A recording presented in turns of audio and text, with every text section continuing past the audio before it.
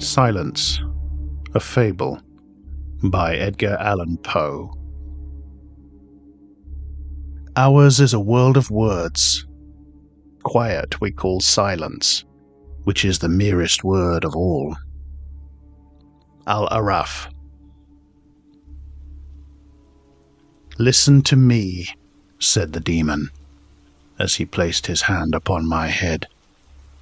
"There is a spot upon this accursed earth which thou hast never yet beheld, and if by any chance thou hast beheld it, it must have been in one of those vigorous dreams which come like the simoon upon the brain of the sleeper, who hath lain down to sleep among the forbidden sunbeams, among the sunbeams, I say, which slide from off the solemn columns of the melancholy temples in the wilderness.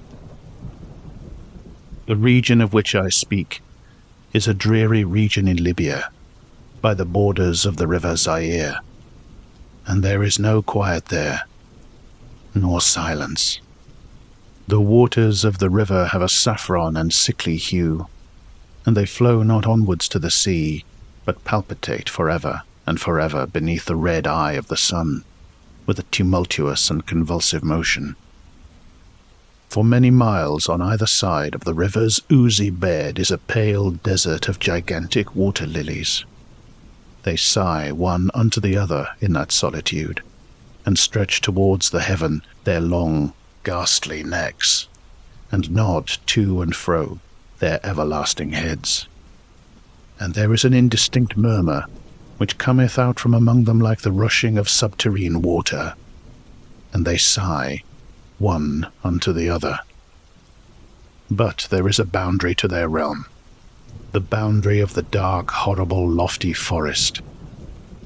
There, like the waves about the Hebrides, the low underwood is agitated continually, but there is no wind throughout the heaven, and the tall primeval trees rock eternally hither and thither with a crashing and mighty sound.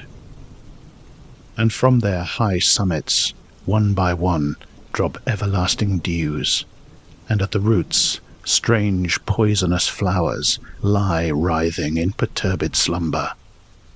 And overhead, with a rustling and loud noise, the grey clouds rush westwardly forever, until they roll a cataract over the fiery wall of the horizon. But there is no wind throughout the heaven, and by the shores of the river Zaire there is neither quiet nor silence. It was night, and the rain fell, and falling it was rain, but having fallen it was blood. And I stood in the morass among the tall lilies, and the rain fell upon my head, and the lilies sighed one unto the other in the solemnity of their desolation. And all at once the moon arose through the thin ghastly mist, and was crimson in colour, and mine eyes fell upon a huge grey rock which stood by the shore of the river, and was litten by the light of the moon. And the rock was grey, and ghastly, and tall, and the rock was grey. Upon its front were characters engraven in the stone, and I walked through the morass of water lilies until I came close unto the shore, that I might read the characters upon the stone. But I could not decipher the characters, and I was going back into the morass, when the moon shone with a fuller red, and I turned and looked again upon the rock and upon the characters. And the characters were desolation.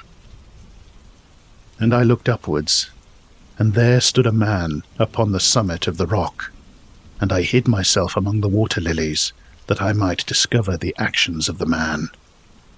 And the man was tall and stately in form, and was wrapped up from his shoulders to his feet in the toga of old Rome, and the outlines of his figure were indistinct, but his features were the features of a deity, for the mantle of the night, and of the mist, and of the moon, and of the dew had left uncovered the features of his face, and his brow was lofty with thought, and his eye wild with care, and in the few furrows upon his cheek I read the fables of sorrow, and weariness, and disgust with mankind, and a longing after solitude. And the moon shone upon his face, and upon the features of his face, and oh, they were more beautiful than the airy dreams which hovered about the souls of the daughters of Delos. And the man sat down upon the rock, and leaned his head upon his hand, and looked out upon the desolation. He looked down into the low, unquiet shrubbery, and up into the tall primeval trees, and up higher at the rustling heaven, and into the crimson moon. And I lay close within shelter of the lilies, and observed the actions of the man. And the man trembled in the solitude, but the night waned, and he sat upon the rock. And the man turned his attention from the heaven, and looked out upon the dreary river Zaire, and upon the yellow ghastly waters, and upon the pale legions of the water lilies. And the man listened to the sighs of the water lilies, and of the murmur that came up from among them. And I lay close within my covert, and observed the actions of the man.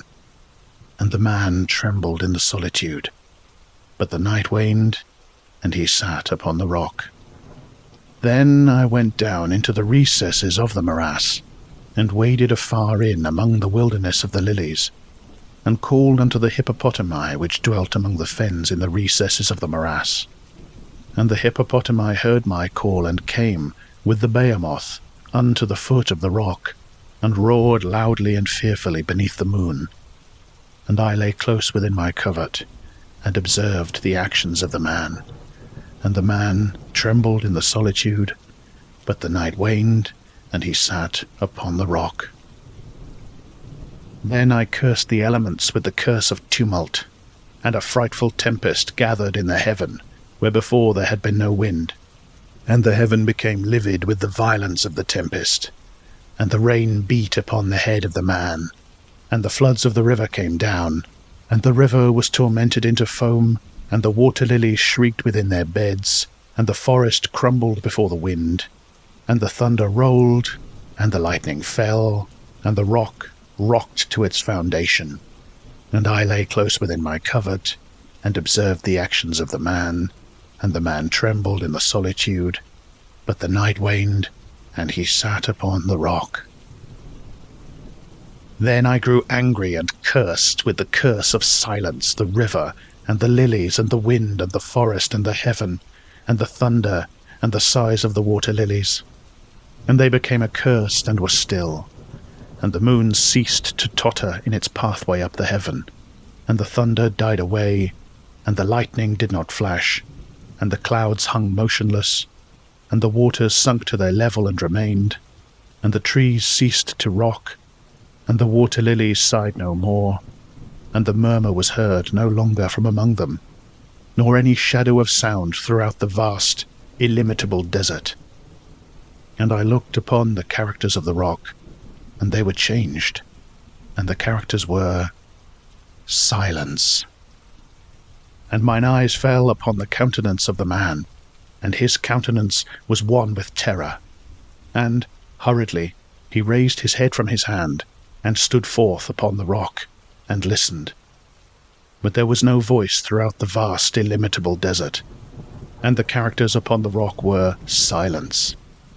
And the man shuddered, and turned his face away, and fled afar off, and I beheld him no more. Now there were fine tales in the volumes of the Magi, in the iron-bound melancholy volumes of the Magi. Therein, I say, are glorious histories of the heaven, and of the earth, and of the mighty sea, and of the genii that overruled the sea, and the earth, and the lofty heaven. There was much lore, too, in the sayings which were said by the Sibyls, and holy, holy things were heard of old by the dim leaves that trembled around Dodona. But as Allah liveth, that fable which the demon told me, as he sat by my side in the shadow of the tomb, I hold to be the most wonderful of all. And as the demon made an end of his story, he fell back within the cavity of the tomb and laughed. And I could not laugh with the demon, and he cursed me, because I could not laugh. And the lynx which dwelleth for ever in the tomb came out therefrom, and lay down at the feet of the demon, and looked at him steadily in the face.